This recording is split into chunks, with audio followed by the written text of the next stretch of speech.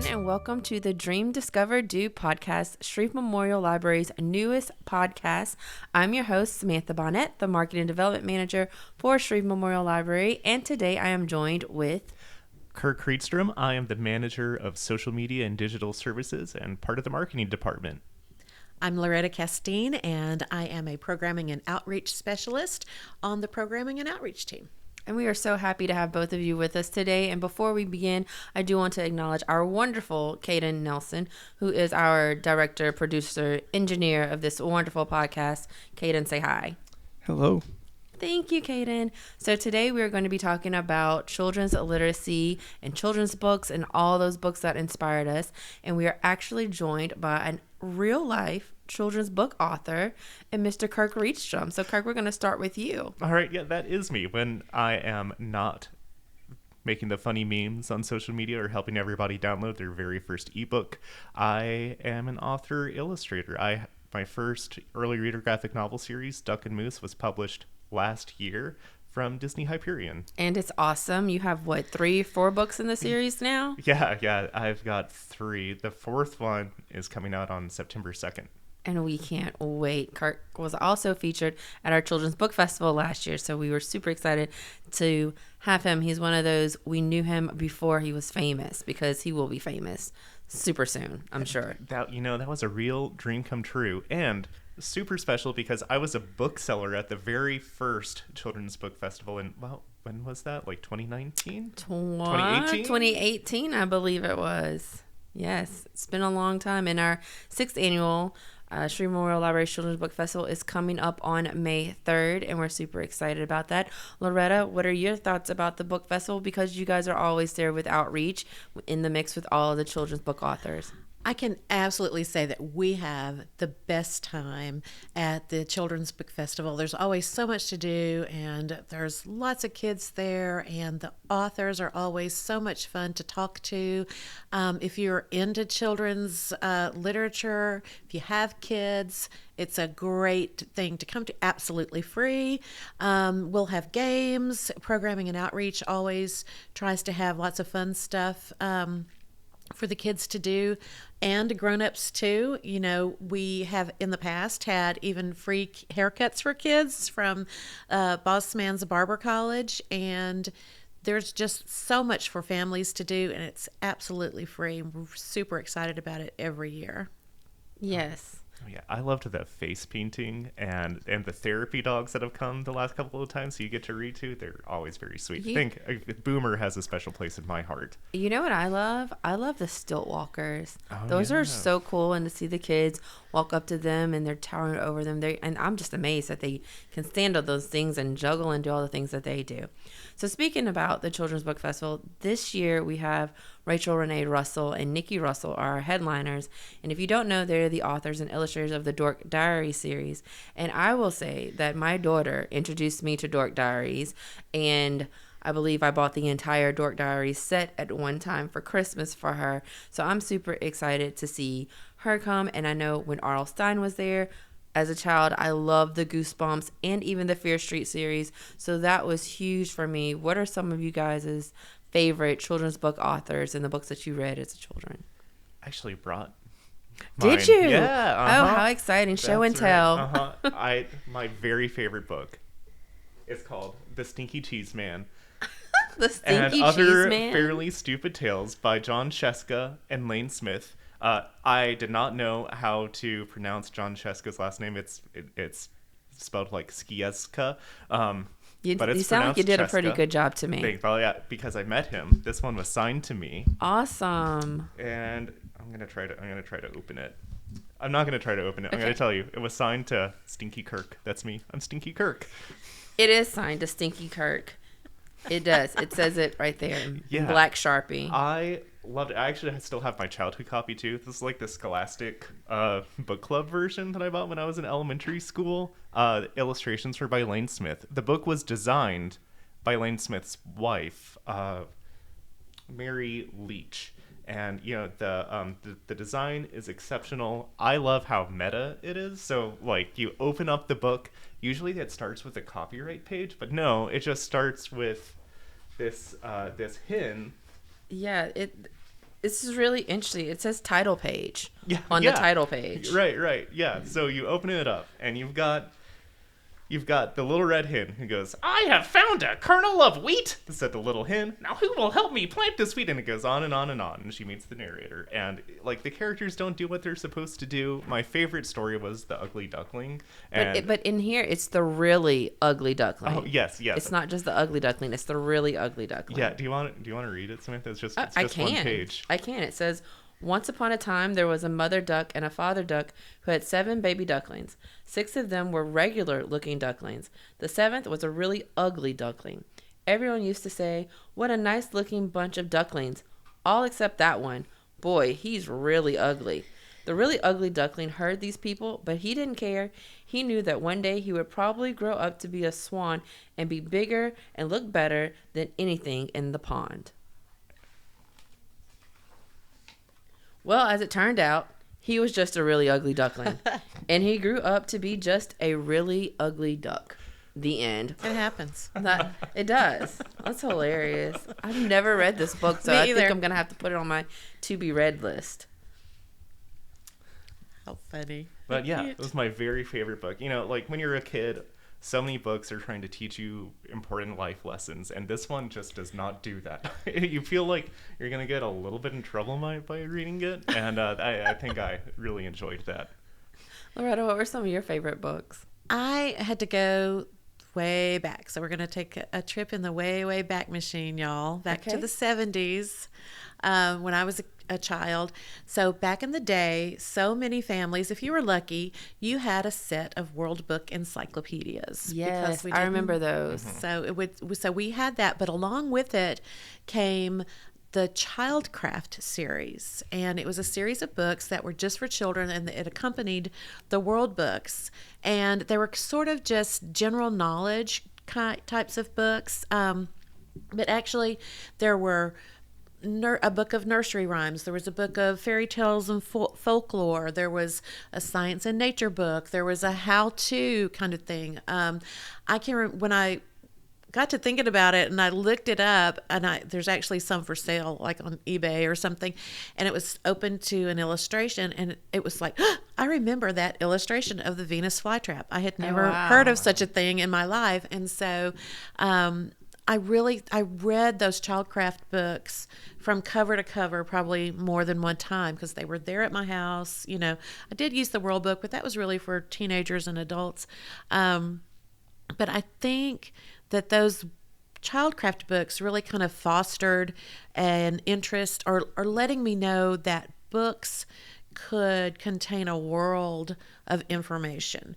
Yeah. And so I think it brought me, to today where I still read a variety of genres. It's not just one thing, and so I think those Childcraft books did that for me in that it was not just folklore and fairy tales, which I love, because I do remember very vividly a book of Greek myths that I had. Me too. I loved Greek mythology. Right. And so Kaden does too. do you really? And so Madeline Miller, that brings us into Natalie Haynes and Madeline Miller, which are adult retellings of Greek myths, so what you read in childhood can really stick with you, because how long have you had that children's book, Kirk? You've kept since it. maybe like 1992 or something. Yeah.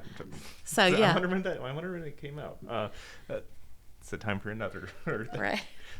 So you have those core memories, so early reading and being exposed to books early can really kind of just open something up inside of a kid to where they are more curious about things, and so as you go along, it's just something to build on. Right. So, and right now I think it's kind of funny that the book that I'm reading right now is a YA fantasy that was recommended to me by a kid. Well, you're only as young as you feel, so it's Right. okay. That's It's right. okay.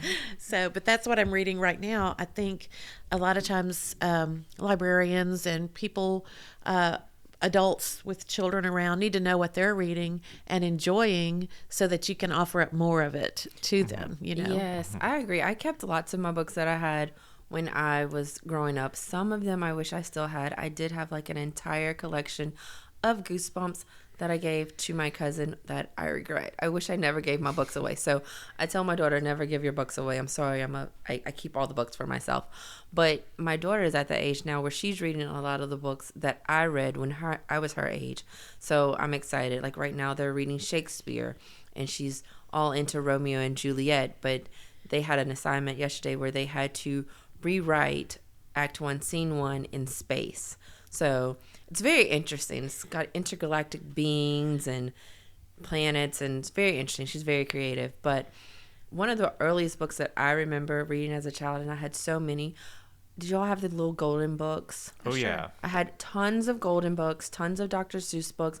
I even had a really big checkerboard book of Mother Goose nursery rhymes, and I would read all of those, and I just loved those as a kid, which you never know when you need to know a Mother Goose nursery rhyme. I was at a baby shower and one of the games was complete the nursery rhyme, and I am very happy to say that I won that game hands down because I remembered all of those nursery rhymes. So early, being introduced to those stories early as a child, that sticks with you for the rest of your life. You never know when you might need to come back to those stories. Very true. Yeah. So like, I honestly hated reading or like anything to do with school growing up. But then there was like a small time, and I really think that it started with the book, The Invention of Hugo Cabret.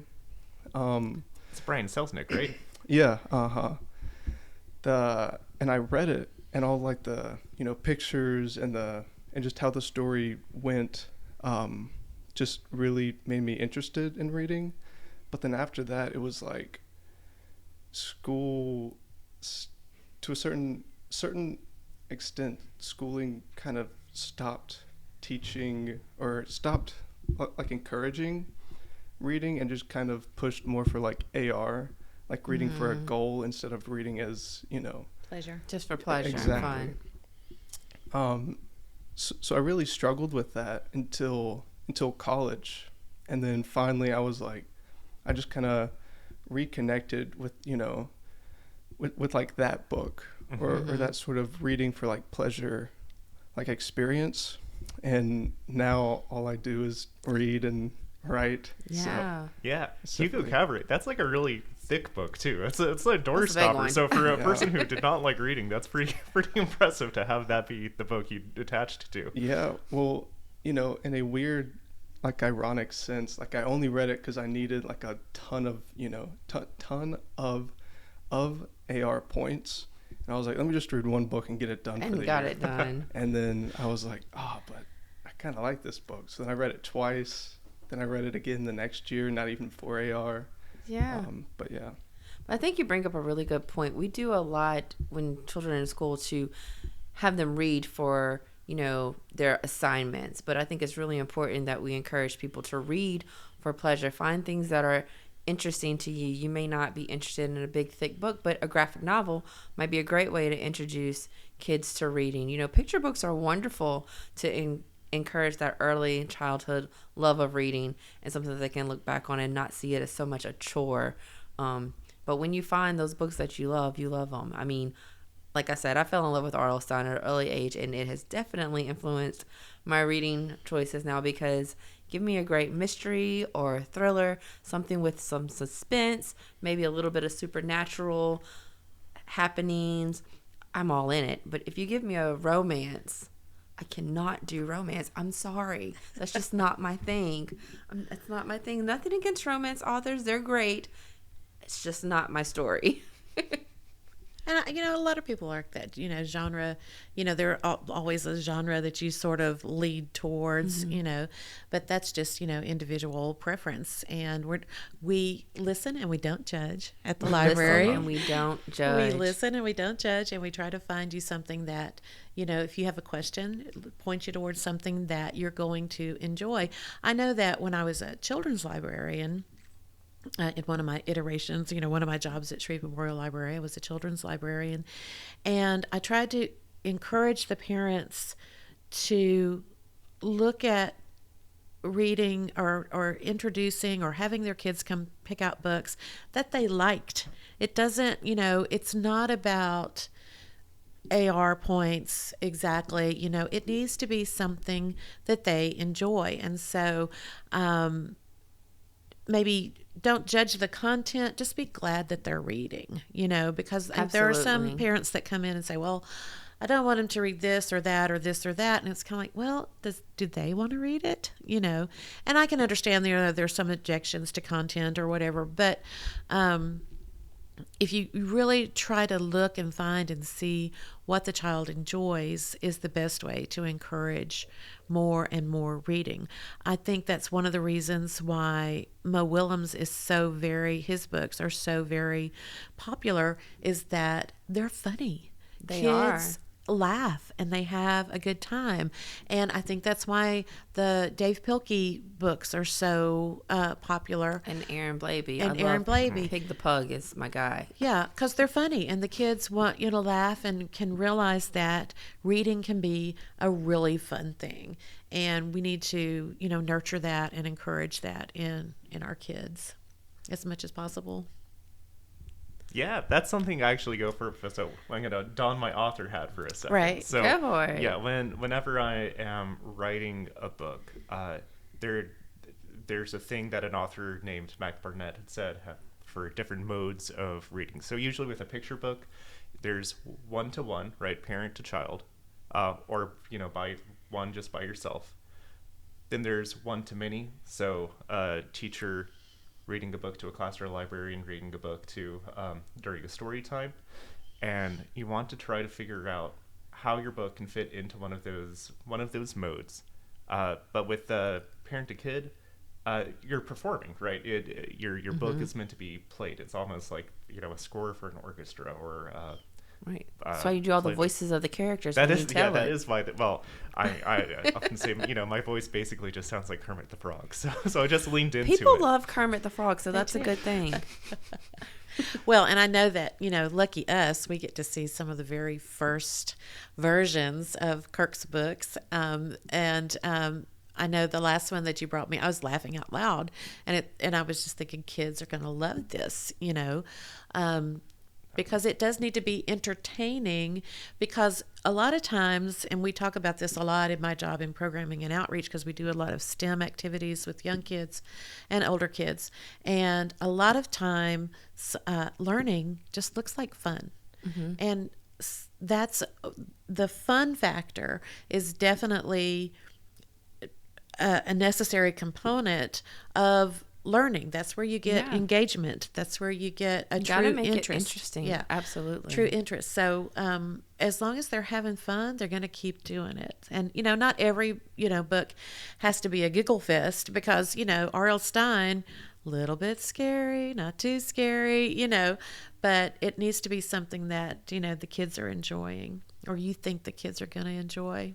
Even in the nonfiction space too. One of my favorite books is by an author named Jess Keating. It's called Pink is for Blobfish.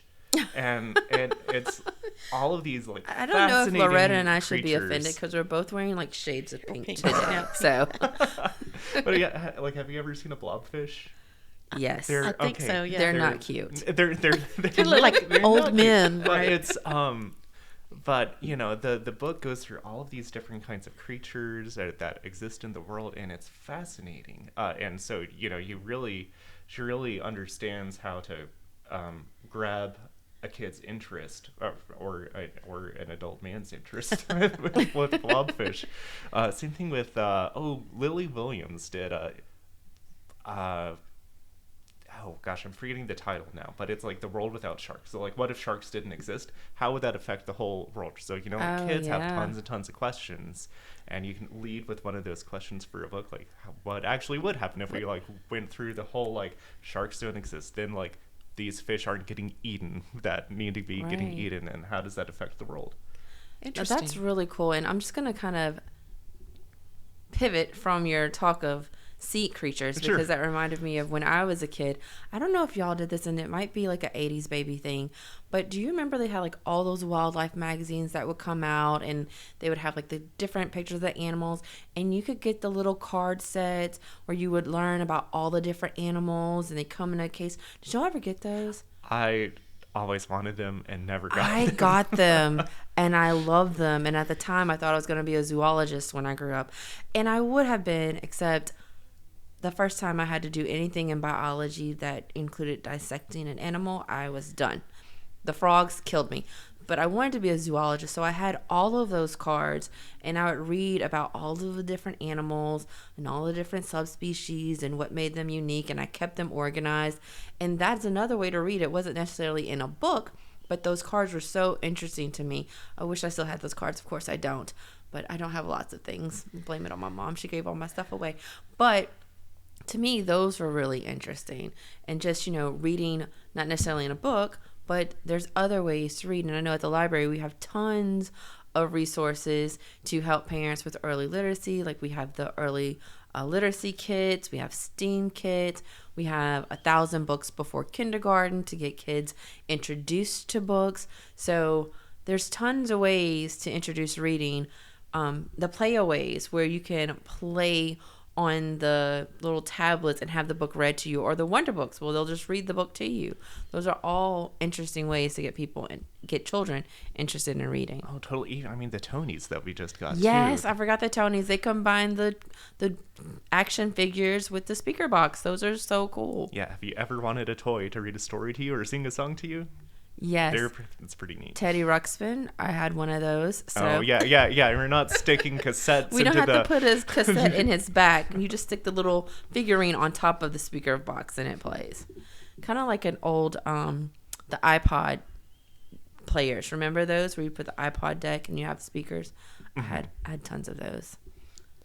And another way that Shreve Memorial Library is fostering early literacy is that we are starting our family literacy nights. So it's our early literacy initiative, and on April the 17th at West Shreve, we're going to hold our very first family literacy night. And once again, it's for 0 on up, but a lot of it's going to focus on early literacy, babies. You can actually start as soon as a child is born, to a toddler, give them a board book to let them know what a book feels like and how it works. And, even if they're chewing on it, this is early literacy. And so we're going to have games, and there's going to be a singing station because our early literacy nights are going to be around the concepts of the 5 early practices of early literacy, which is read, write, sing, play, talk. So there'll be different stations where each or one or more of those early practices will be put in place, and just to kind of give parents an idea of a way to foster early literacy in their kids. And, some of it's playing games, some of it is just cozying up and reading a book together. So, our early literacy initiative is underway with Shreve Memorial Library, and we hope to continue that as we go along. That's awesome. And don't forget the summer reading program is coming up too. You can start registering for that on April 21st. And this year's theme is Color Your World. So it'll be very colorful and fun, I hope. I hope so too. Art inspired. Yeah, I was going to say a family literacy night, April 17th, West Shreveport Branch, from 6 to 7:30. So we're hoping it, to make it late enough where, parents can come and bring their kids after work. And so we really hope to make it a fun time for everybody, for the entire family. We'll have things for the younger kids to do, older kids, and even the adults. So it's going to be sort of kind of like an after hours thing at the library. So the library after hours, and when parents get off work and they can bring their kids, and we're going to have raffle prizes, and so things giveaway. There will be a bingo game, like a sight word bingo game. It'll have little prizes and things. So we have incentives. We have a book giveaway. So it's going to be, I think, a really fun time, and just to kind of give ideas to parents of how they can, different ways that they can foster early literacy in their children. We also have another initiative that we're working on right now to go into the hospitals where they have newborns and make sure, you know, how they always send home like little gifts, little things for the new mothers with their newborns. And Shreve Memorial Library is putting together a little information bag to go home with new mothers and their babies that includes their maybe not their very first board book, but a board book and information on early literacy and information on library programs that you can participate in from starting at birth. The library has programs and materials for everyone. That's awesome. Well, this has been a very enlightening conversation. There's lots of fun things going on. Before we wrap it up, because I think we're getting close to time, round robin, real fast, what is your second most favorite children's book? We already know your first one, Kurt. What's your second most favorite children's book of all time? Oh, that's such a good question. Okay. On the spot. First thing that comes to mind. Well, okay, I think I'm stuck on the word stupid. My second favorite one is a book by Harry Allard and James Marshall, and it was called The Stupids Die. And I've never heard of these books. These books are awesome. It's so funny, and yeah, like I love James Marshall's books so much. So they did Viola Swamp, Miss Viola Swamp. Oh yes. But The Stupids Die was a picture book series about a family named The Stupids. Some parts of it haven't aged super well, but the humor never punches down on the family, and but when you're reading it, you go like, oh, Mr. Stanley Stupid, Mrs. Stupid, and the two stupid kids Oh on my an goodness. adventure. And then in the book, the power goes out in their house. They think they've all died. Oh no. And my second favorite children's book is Miss Spider's Tea Party. I can't remember who wrote that, but my daughter loved that book. She loved me to read it to her, and one of my very favorite memories of reading that book to her was my mother was visiting at the time. She's since passed away, and so I'm reading Miss Spider's Tea Party to my daughter, and mother laughing as we read the book and went through the book together and got to the end of Miss Spider's Tea Party. So that's really one of my very favorite books, and it completely escapes me who wrote that book, but it's lovely. Kaden, do you have a favorite children's book? Probably I cannot remember exactly what the title is, but they recently made like a movie with it, and it's by John Beliars. I don't know exactly how to say his name, but it's called The House with a Clock in Its Walls. Oh, Just that, yes. Yes. They made a movie with those. Jack Jack Black was in it, yeah. I haven't seen the movie. The movie's but pretty good. I like it? the movie, yeah. I just know that like I don't know, I was like scared reading those because they were kind of creepy, but I loved it because it's very similar to like Hugo Cabret in the sense of like it's very, full of wonder, kind of like surreal and kind of creepy, but super fun. Like the Lemony Snicket books, maybe a little bit. Yeah. Those are little good strange, too. yeah. But there's a creepiness and a little weirdness about all of those. There is. I am not going to tell you my favorite childhood book because I cannot pick one. There are so many that go through my head. As a kid, I had so many Dr. Seuss books. So like the two that come to mind are Marvin K. Mooney, Will You Please Go Home? I don't know what that says about me, but I love that book. And the Butter Battle book are the first two that popped in my mind, but there were tons. So thank you both for being with us. Thank you, Kaden, for working on this wonderful podcast. These are fabulous resources available at Shreve Memorial Library. Don't forget, the Children's Book Festival is May 3rd. We have Family Literacy Night on April 17th from 6 to 7:30 at the West Shreveport Branch. Summer reading program sign-up starts on April 21st. There are tons of resources available for you to dream, discover, do. Be sure to check out our website for more information, and we will talk to you guys later. Bye. Bye.